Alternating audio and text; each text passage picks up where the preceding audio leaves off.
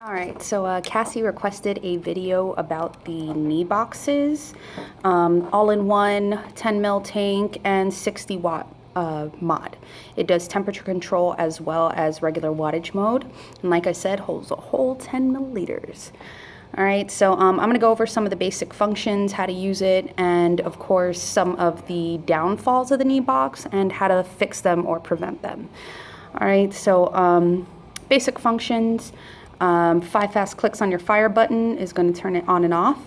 To switch between temperature control mode and wattage mode, you are going to do 3 slow clicks. And it's going to bring you to a menu screen here. It's going to ask you M1, M2, or M3. M1 and M2 is temperature control mode, and then your M3 over here is going to be your standard wattage mode.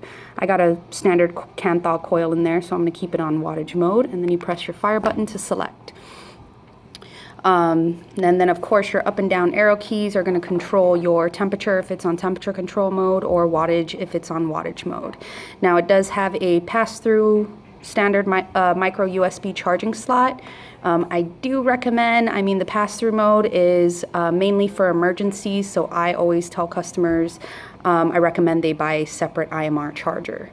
It'll make both the battery and the mod itself last a lot longer. All right.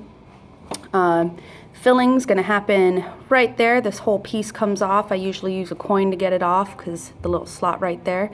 And then you want to fill up around the pin just like most standard bottom fill tanks. And then this one's going to do the same thing, except this is where your battery goes.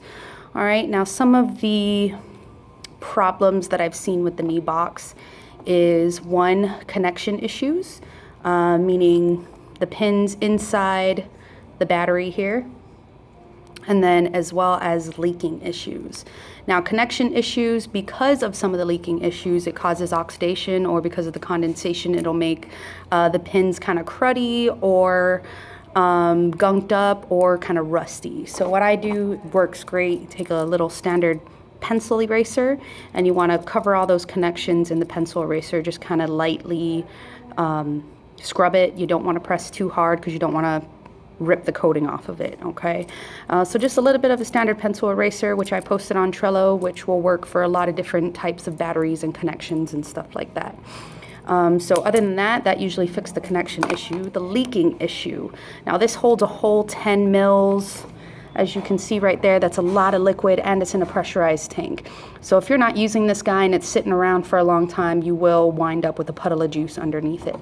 So an easy way to fix that, all you want to do is, if you're going to go to bed at night, you're not going to use it, or you're leaving it at home, very simple. You just want to take the mouthpiece off and store it upside down like this. It'll sit flat.